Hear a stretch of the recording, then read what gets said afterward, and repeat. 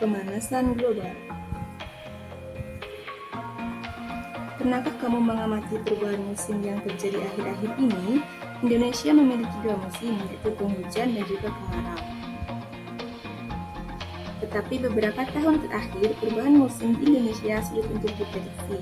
November masih musim kemarau dan Mei masih turun hujan.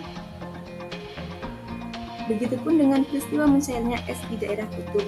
Mencairnya es di kutub ini menyebabkan sebagian besar daratan tertutup oleh air laut.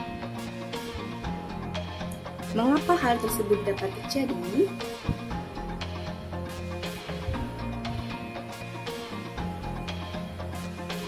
Semua itu adalah dampak dari pemanasan global. Apa itu pemanasan global? Pemanasan global adalah meningkatnya suhu rata-rata atmosfer dan bumi. Gejala pemanasan global antara lain perubahan iklim, banjir di mana-mana, serta kekeringan di daerah yang tidak biasanya terjadi.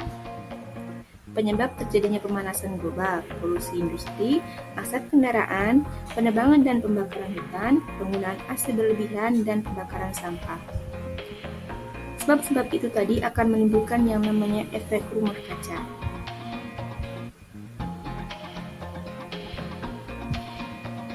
Asap pabrik sangat berbahaya karena mengandung karbon dioksida atau CO2, karbon monoksida atau CO, dan juga gas metana atau CH4.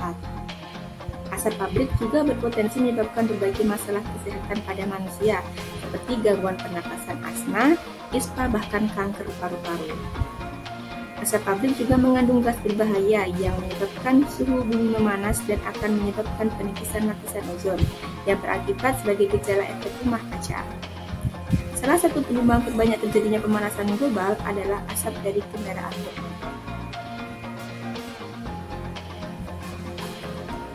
Asap-asap kendaraan akan menyumbangkan polusi udara yang mengandung berbagai macam gas yang merugikan yang menyebabkan penipisan lapisan ozon. Asap-asap kendaraan tersebut akan naik ke atas sehingga kemudian menyebabkan memanasnya suhu bumi yang lama-kelamaan menyebabkan penipisan lapisan ozon.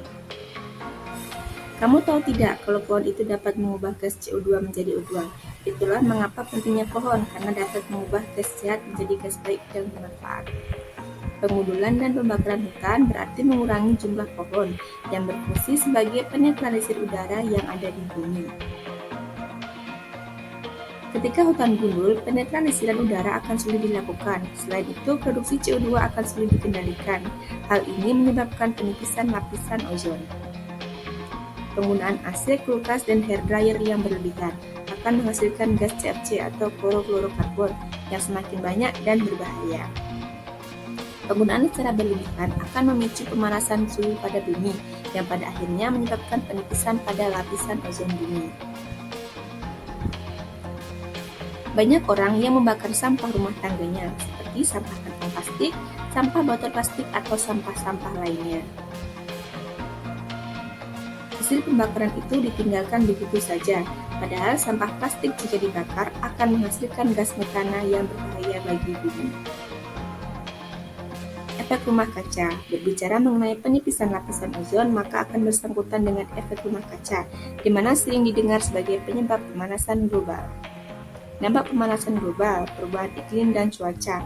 Contohnya, suhu akan lebih meningkat karena panas matahari terperangkap di bumi dan perubahan musim yang tidak menentu. Kenaikan permukaan air laut. Mencairnya es di kutub akan menyebabkan kenaikan permukaan air laut karena bertambahnya volume air laut. Menurunkan hasil pertanian. Panas menyebabkan tanah menjadi kering dan akan menyebabkan panen terganggu sehingga kegagalan pertanian terjadi. Ekosistem terganggu. Hewan dan tumbuhan yang tidak dapat beradaptasi akan punah. Hal ini dapat mengurangi keanekaragaman hayati dan ekosistem tidak stabil.